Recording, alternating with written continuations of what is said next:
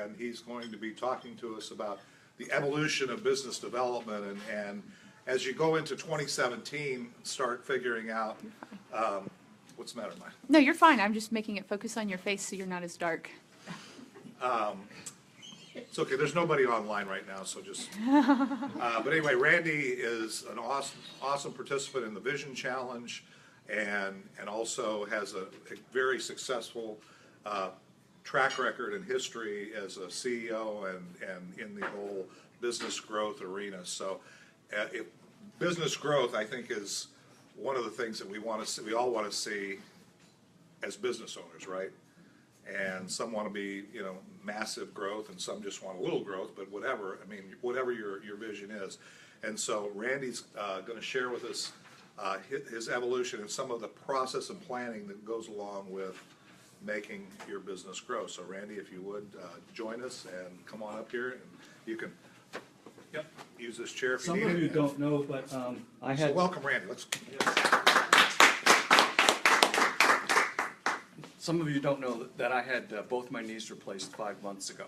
So that's why I kind of wobble a little bit, and having a chair is good because I won't wobble as much. And I thought it would take 2 months, and the doctor said 8 to 12, so here it comes.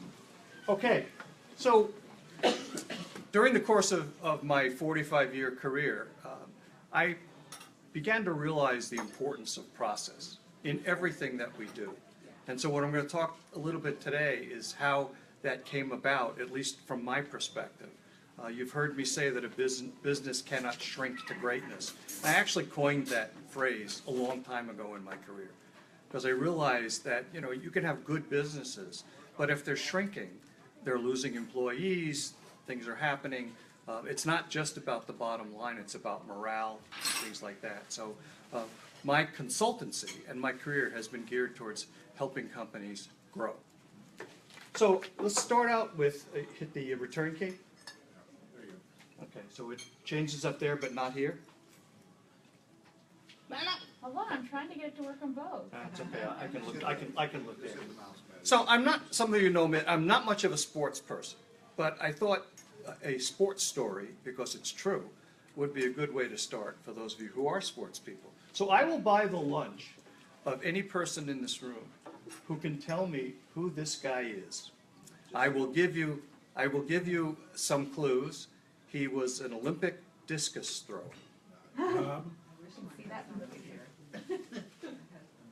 Anybody? All right. I didn't think you would. That was in case whoever was doing this actually hit the key before I was finished. His name was Al Orta, and he was an electronics engineer at Grumman, where I was working as a summer student. He was an Olympic gold medalist 4 years in a row, which was quite a feat. He competed in high school, was extremely good at it, and he decided he wanted to be an Olympian, and he did it in 4 years in a row. And every year he set new records. So he didn't just win the gold medal, he actually set international records. And he continued to do it past 1968, and in 1980 at age 43, so he was a pretty young guy.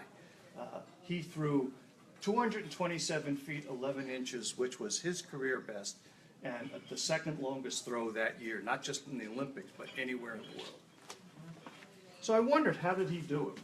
Well, first of all, he had some natural born skills, because his coach at high school, you know, took a look at him, and he just decided he wanted to throw the discus. He saw it he was a track star, he saw it laying on the field one day, he picked it up, and he said, hey, this is cool, I think I want to do that.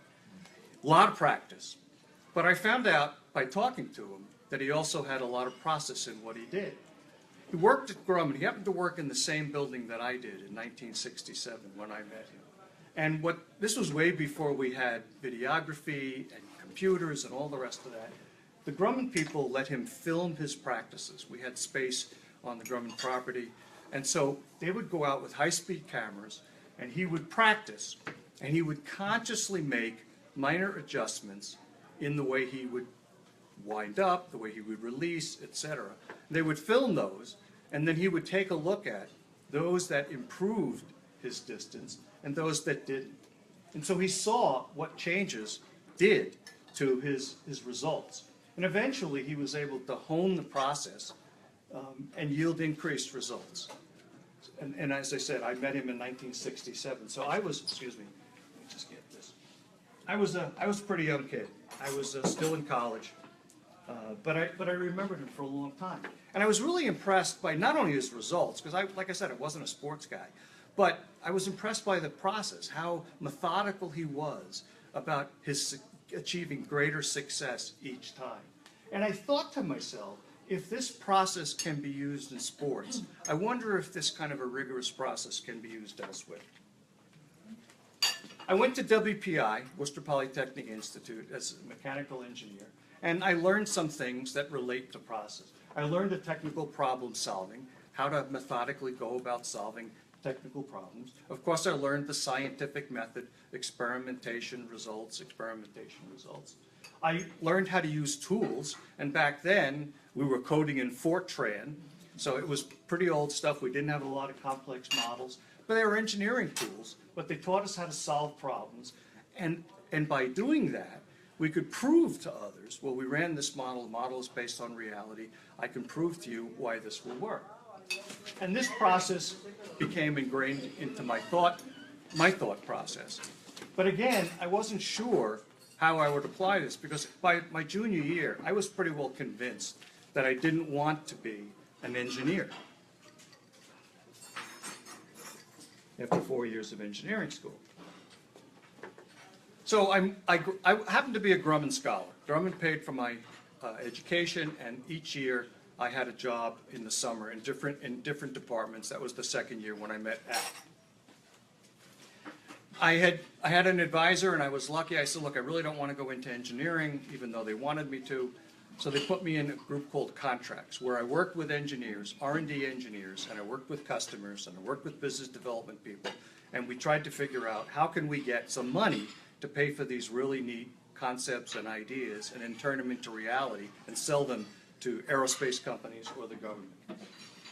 Grumman had a methodology of how to pursue new business. They had a business development department, and they followed some rules and regulations, if they will. At that time, there was a consultant by the name of Jim Beveridge, and he wrote a book called Anatomy of a Win, and I still have a copy of it today. And it was the foundation, I believe, to business development process, to actually coming up with a structured way for business development people, salespeople. They didn't like to be called salespeople. They wanted to be called business development people. But it was focused on understanding the client's needs, and I think that applies to us today. Clearly articulated that you needed to build relationships with potential clients, not just walk in, slam, bam, thank you, ma'am. No, you don't need it. Okay, goodbye. And understanding the client's need to buy was more important than our need to sell. And that has stuck with me my entire career. And I've been through several other training programs and taught a few. It's focused around that.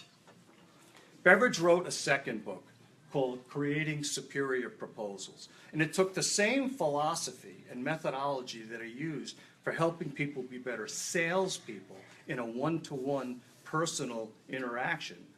But in the government business, the way you won business was not just that. That's how you got the opportunity to bid. But then they usually came out with an RFP, request for proposals, and you had to methodically respond to that. And so Beveridge wrote a book based around his methodology called Creating Superior Proposals. Used the same principles, but put it into a language that people in the proposal area. Grumman actually created a physical proposal center. It was huge. It was on a mezzanine floor in a building, and it was all sealed off. We had large rooms where we did what we called cards on the wall. In fact, I almost got divorced twice because of the time that I spent there, but that's another story. And so they embraced the process in his book. And we had Beveridge come in and teach us. We all got copies of the book, and we learned to follow it. We didn't write a procedure at that time, but we all knew what the methodology was. And just one simple thing that I think applies to our business, our collective business, was called DAG. Discriminators, ahas, and ghosts. Discriminators are things that we really felt made our offering different than the potential competitor. A discriminator for Ryan is some of the examples that he gave us, that he's been entrusted to do detailing. and exterior waxing and polishing on some pretty high-priced and very, very valuable vehicles. An aha is something that we're personally proud of, that gives us the credibility to obtain the results that the customer wants. And they're very similar. The discriminators and ahas are very similar, but the second one is something that we're proud of. And when you're proud of something and you talk about it, the customers can understand it. And then ghosts are things that we did where we could, things that could create a failure if not attended to. And so when we say, well, we created this and we did this problem, we solved it, and we write about it in the proposal, it has to obviously be applicable to what the customer is talking about. But even though it sounds like an aha, it sounds like a discriminator, what it's doing is it's planting in the customer's mind, well, I wonder how the other guy did it. And so when you're selling a product and you talk about your things that you're offering, and you talk about something unique that your company has achieved, a product in the vitamin industry that's really different. Zip stories today about the guy who was basically pronounced dead and was able to prolong his life. Then people, when the competition comes in, you go, well, wait a minute. I mean, has your product ever done this? So I learned all about this stuff, all about proposals and business development. And in business development is what we do. We develop a business. We don't just walk in and say, hi, I sell XYZ. Do you want any? No. Okay, fine. Next. Do you want any? No. Okay. Do you want any? No. No, we don't do that. Okay. We develop business. We develop business through participating in these kinds of groups. We develop business by doing volunteer work. People get to know us from a personal integrity standpoint. And I realized that in Grumman, too many business development people were chasing opportunities, or worse, were simply just going, well, we're Grumman. And there was an expression that the name Grumman on an airplane was equivalent to sterling on silver. And we really did produce some really awesome airplanes, the F-14 being the last one that still flies today.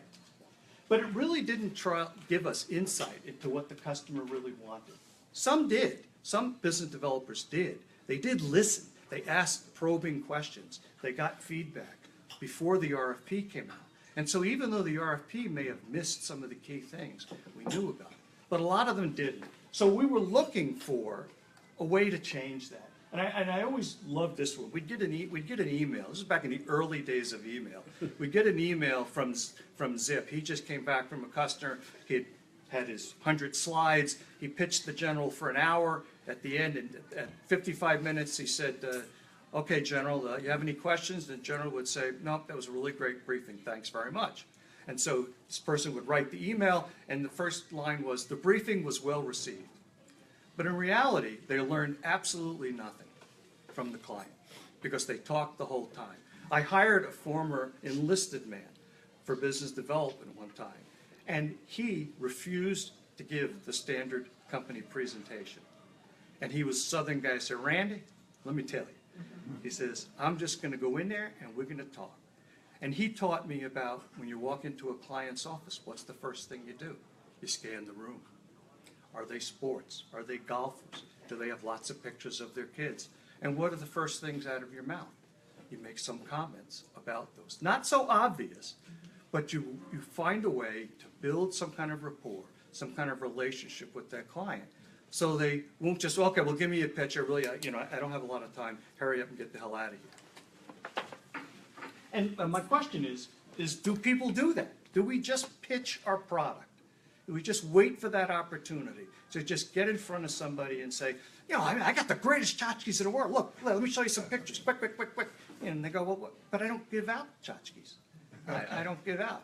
Oh, sorry. And I'm not saying that you would do that.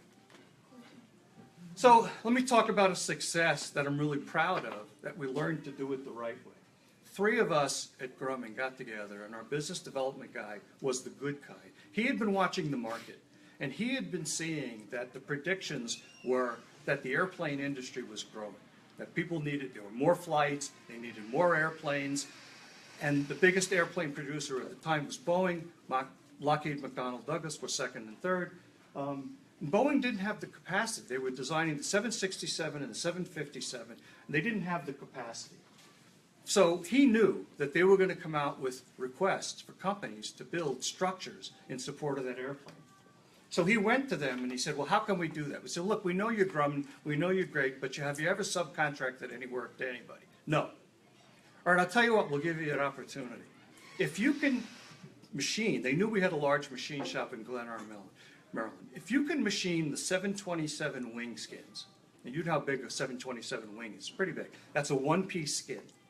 If you can machine that wing skin for the same cost that our machine shop's doing it for today, 1,700 airplanes down the learning curve, we'll consider doing business with you. So we went down to Glen Arm, Maryland. We talked to the head of the machine shop. He showed him what the numbers were. Boeing gave us the man hours. They even gave us what's called the op sheets. He said, I think I can do it. He did it, and he continued to do it for over a year. And then Boeing called us back, and they said, you know what, we're going to put the 767 wing box, center wing box. So if you picture an airplane, it's the structure directly underneath the fuselage that the wings bolt to. 7,000 pounds of very complex structure, riveted, bolted together, machined parts, et cetera, et cetera. They gave us an opportunity to bid that. We bid it. I was the contract manager and proposal manager on it. We bid it. We won a $300 million contract. That today, to Northrop Grumman, Northrop bought Grumman, is still going strong. They're still building 767s, worth over $1 billion. We followed the process from beginning to end, customer relationship, and then we got more work out of Boeing. We did things for the 737, we did advanced composites because they trusted us and we knew what they needed. Later on in my career, I was involved in 2 takeovers. I applied what I learned, process. I went in, I was the VP GM. One company built radar pedestals for shipboard radar, for fire control radar. One of them was Harris. They built giant ground stations. One of them was Westinghouse. They built rotators. And I didn't know anything about this business, but I talked to the people, said, well, why did we lose business? Why are we smaller today than before we bought you guys? And said, well, we lost a lot of customers. So I found out who the customers were. I picked up the phone, I called. I said, hi, I'm Randy Sablich. I just took over this division. I was wondering if I could come talk to you. And I did that. And I flew around the country and talked to people. And I recommitted my company to supporting them better. And we got work back. And we doubled the business in 3 years. Profitable. We also doubled the margins as well. Then I went on to GT Government Systems. There was a new guy in town called Shipley. They took the stuff that Beveridge had done in terms of proposals, and they created how am I doing on time? Okay. They created templates and made it easier to use, but it was still missing one thing. Okay, why? We still don't know. We know the process of how to get people to tell us what to do, but we didn't know the details. Sometimes customers say yes just to get you to stop the pain of the sales call, right? Oh yeah, sure, okay, yeah, give me the book and I'll get back to you, right? Or they really don't want it. But perhaps you can help them figure that out, all right? You can develop a relationship. Or maybe you're talking to the wrong person. Was there a way to formalize the sales call process? Yes, there was. I found a company called Salesforce International. I still have that book. In fact, I was looking through it when I pictured this. It was a structured process to get closer to the customer. It was a funnel-based process. I don't know if any of you, probably Dave, is familiar with the funnel concept. A cloud at the top, everybody in the world you think might buy your product, and you begin qualifying them, working them down, and eventually they don't fall out of the funnel. You squeeze them out of the funnel and turn it into business. Help the business development people better understand who the key decision makers are. Some of you sell, like Ryan sells direct, all right? So the key decision maker is usually the person who owns the car. Some of you, insurance people if you're selling corporate real estate, the decision-making process could be a huge organization. And you could spend a lot of time pecking at the different people.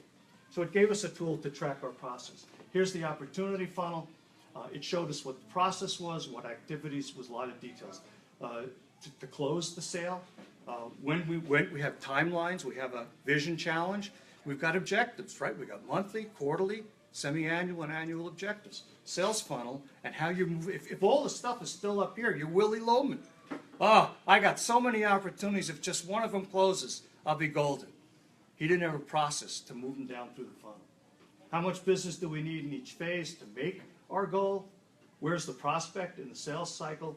Are they really qualified? Or are we just, they're not qualified, but we're hoping that somehow they'll buy our product. Will we make our goals? The key to this was the decision-making process. The chart that I didn't put up was an org chart, a very complex org chart. Up here you wouldn't see it. But the decision-making process, if you're selling to an organization of more than one, you want to know where people are in the organization. You want to know who's really going to make the decision. If you're talking to the person at the bottom and they're just saying, well, I just got to recommend this up, you're probably spending a lot of time in the wrong place. Why do you call higher? Because the DMP, the decision-making process, points up because they have the authority. They're surrounded by you. They can tell you what the business issues are. They can secure your position. You can understand investment versus cost. So that's why you want to start higher. If you go too low, it can prolong that sales cycle, and you never get at it. But starting high can get you to the key decision maker faster. But you got to know who that person is. So you got to, just like the vision challenge, you got to write it down. You got to look at it. I could go on. Sales and business development are processes. This is the conclusion that I've come to in my life. This is my mission, my life's work. The part that I have the greatest passion on is proposals, because proposals are hard, they're complex, a lot of people don't want to do them. I love them. Like I said, I almost got divorced twice, but God bless my wife, I've married 45 years, and she knows it's my passion, it's what I love to do. If you follow a structured process, like the Vision Challenge, that's a structured process. It helps you determine what works and what doesn't. Geez, I just made that sale call, I asked these questions, I didn't get any answers. Is it the person? Do I just blame him and walk away and keep asking those same questions to the next guy or gal? Or do I say to myself, am I asking the wrong questions? It makes you accountable for your successes, for your failures, and like Al Orga, you learned from those. Did you know who the key decision maker was? Did you understand their need to buy? Or were you just selling? Was I too low in the process? If you're going, Can I ask a quick please. question? What do you mean by being too low in the process? If you're selling to an organization, let's say you're trying to sell commercial property to a company, and if you're dealing with, let's say, somebody who's responsible for managing the property, they may say, well, I'm the decision maker, but it may turn out that the real decision maker may be the board of directors, because they want to know what liabilities come with that property, how long is it going to take, how many millions of dollars, what risks do I, how long is the lease, and the guy at the bottom or gal at the You're bottom. talking to the husband and not the wife. Yeah. That's, in your world, that's what it really is. Good point. If you're talking to the husband, you're talking too low in the process. So if you're gonna, go ahead, The please. problem is, though, the decision maker, all the people below him are running interference. Yeah. So that he's not reached initially. Absolutely. So you really have. And that's why some I work would to hire do. them. That is their whole job. Right. Yeah. That's exactly right. But knowing that is the key to unlocking that puzzle. So you say, okay, I know I really got to get to Randy. Well, how do I get to him? Well, maybe you get to him through networking. You build relationships with other people that are friends with Randy.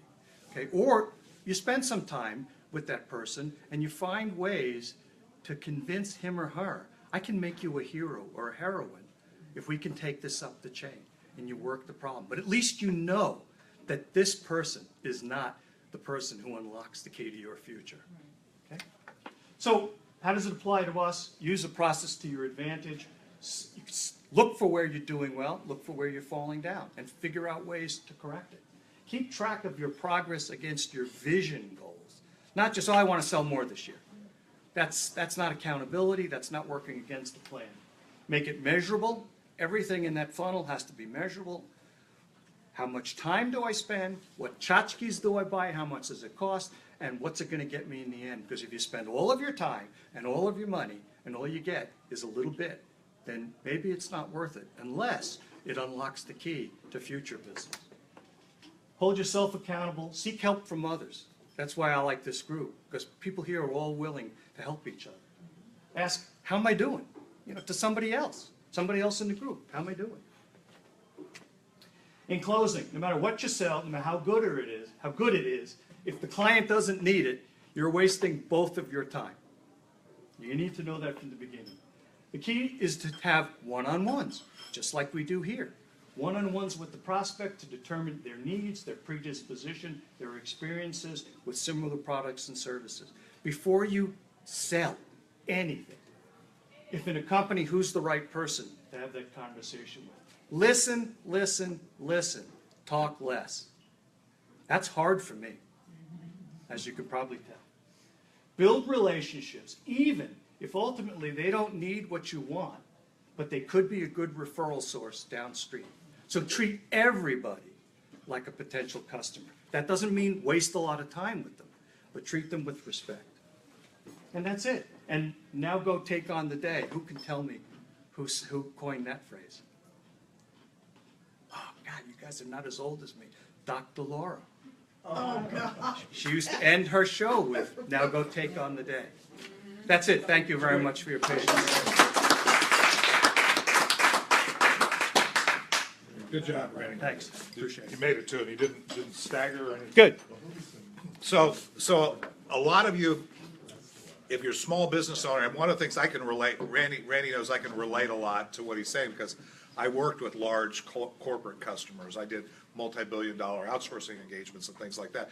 So the key is the things he's going through, you need to apply those same types of thought processes and concepts to your business. I was joking when I said, he was talking to the wife instead of or talking to the husband instead of the wife. But the reality of it is the concept of making sure you're talking to the right people, making sure you're building a relationship where you ultimately get to the right people. Sometimes the wife is the gatekeeper to the husband, or the husband's a gatekeeper to the wife. It doesn't have to be a large organization. It doesn't have to be. If you're selling, you're working on Melaleuca, right? Or any kind of thing where it's about family's health or things like that, or it's about getting to the person who's ultimately going to make the buying decision. And the reality of it is, and this is going to excite you if you're a woman, is about 90% of the buying decisions in the United States today are controlled by women.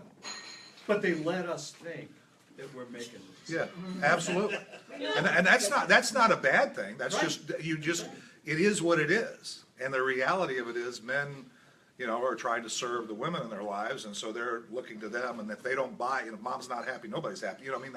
That's the whole thing. So this is good stuff. And I mean, having a process, going through, that's one of the reasons why we are doing the Vision Challenge. That's one of the reasons we are doing, because there's very little, and this is not intended to be a criticism for this group of people or people on the Facebook page, very little rigor a lot of times in the things that we do. We go about it, we wake up, nobody's telling us we have these reports to file or anything else, so it's all becomes back to you. And some of the things that businesses do to grow and scale and be more productive and be more efficient, we don't always do. Now there's things we do, and there's things that people that are doing things that are adding that rigor to small businesses that we can benefit from. So connecting and learning from each other, as well as getting beyond even this circle of people, is something that I think, has huge value. Randy? Today, companies hire salespeople, business development people, assuming that they're skilled at what they do. They don't train anymore. Right. Back in the day, they'd send people, you couldn't go out in the field until you were trained. How many of you people who are in the sales business were trained on how to sell? Not trained on the product, but trained on how to sell by your companies? Oh, yeah, we're good. One. I went some in college the Okay. first time. Yeah. Right. Now it's on us. We need to find resources to go learn. And some of it you can do online. There's lots of free stuff out there. Some of it you can do through the Vision Challenge, leveraging people in the group. I would be more than happy to talk to anybody about what I talked about today and how to make their life better. I won't buy your product. Well, here's the really good news. If you're part of the Business Growth Network Insiders and you're part of the Vision Challenge, you are by virtue of being part of those private Facebook groups and things like that. You'll be there. I mean, people are gonna be reaching out, and Randy will be looking at it and going, oh, I can answer that question, I can help them out. Or I'll be looking at it and saying, yeah, I can give you some help with there, or I can refer you, and it helps you, you understand the term curate? Yeah. Okay, it'll help you curate a lot of information, because there's not a lack of information. And There's to not a put some lack of that of in resources. perspective, I have a group that has, give or take, 10,000 members depending on the day. It's a paid group, very similar. At any given point in the time of the day, I mean, like, it's quite literally 24/7 because it has group members all around the world. You can ask any question about marketing and have an answer within 5 minutes. Because maybe, you know, Randy's not available at that moment, but David is, or Karen is. Yeah. And even if the question's been answered all right, they know the search terms in the groups to pull up the thread, or, you know, where to go pull the information, and can help. So the more members, the better, if Right. everyone has a helpful disposition. Sure. Well, and again, it's all that, so, yeah, Mary? So I wasn't part of that beta group, but I am gonna do it starting Monday. And Good, because it's better this time around. We learned from Randy's group, so, yeah. but what I'm curious Right. about is, do I get to see what, you know, if Ryan's doing it, or if Linda's doing it, do I get to interact with them? Oh, yeah. Or am I There's just a interacting with you guys? You know, there is a special Facebook group that is just for that vision For the vision. Oh, challenge. I got it, okay. And there are also postings where I don't mind people sharing them in the Vision Challenge group if they're not ready to, but the preference is definitely to share them publicly, either on your business pages and your personal pages, with the little public symbol, you know, at the top where everyone can see it. Because it starts to align your personal and your business networks into what it is you're doing and what you're selling and who you're looking for in a very non-sales pitch way. Right. That makes, so they know, and they can hold you accountable, and then they know who you're looking for. Like, I think it's very interesting, maybe because it's, I mean, came from an interior design standpoint too. But the fact that you have an interior design background and you're a realtor and you can stage, that, to me, that's a huge selling point as a real estate agent, as far as adding value, especially to the Sure. sellers, right? Oh, Sellers. absolutely. But the Vision Challenge, if you do it publicly, helps you let your community know without, hey, be my, you know, hire me, Right. if that makes sense. And then you can, it's hashtagged. I was explaining to Ryan about how hashtags And me. work. But you can click on that hashtag or type it up into the search bar, so hashtag Vision Challenge, no spaces. Right. And anyone using that hashtag pops up. All of their comments. And you can everything. comment publicly there, or you can work in the group privately. That's up to you. And we'll educate you on some of that stuff as you go, and you'll learn. It's not something you have to, learn overnight, but the process we'll use in the whole Vision Challenge will begin to teach you through that how to do some of those But things. you'll bring it down to like our level, right? Because Keep I asking for sure am questions. lost sometimes with Sure. this. So if, So am I. I learned how to teach and speak in the military like a fire hose. Like, that was literally the term that they used. That's how they taught us. That's how we learned how to teach. So if you're not getting something, half the portion of the group, or the point of the group, is ask. Tell me exactly, I'm totally listening. Tell me exactly what it is you don't understand, and if I have to, I will go screen share and make a video to show you hands-on exactly how to do it. Right. And that's, yes, yeah, Rhea. Because when you're going through this, and everybody's going through this, you learn from everybody else. As Sure. Right. As you're writing and you're developing. It's Did you do amazing. it last time? Yes, I did. You know, one of them that did really good, Teresa she was one of the ones that finished it all, and she got an outstanding results. She was posting on Instagram to her audience. But she would post privately in the Vision Challenge Facebook group and, you know, get feedback and, you know, just blurt it all out. But then she would tie it all, each posting each day with a pretty little bow and a picture on Instagram, and, you know, break it down as instructed. So you kind of tells you how to break it down. But then she would do that after she got the feedback privately, and then post it publicly afterwards. And, you know, hers, she didn't even write anything on the images. She would pick like a sunset and just type it up in Instagram and post it up. Or she would use like typic, smash some words on there real quick that meant, you know, imagine, and then write the actual stuff in the text block. And it did really good for her as far as attracting new clients for Roden and Fields, which is an MLM, which can be really hard to get do leads for. And Okay, well, we'll sign off for the people on Facebook Live. Thanks for joining us. We had I know I was there. Leanne, do you have a card? Jenna, you can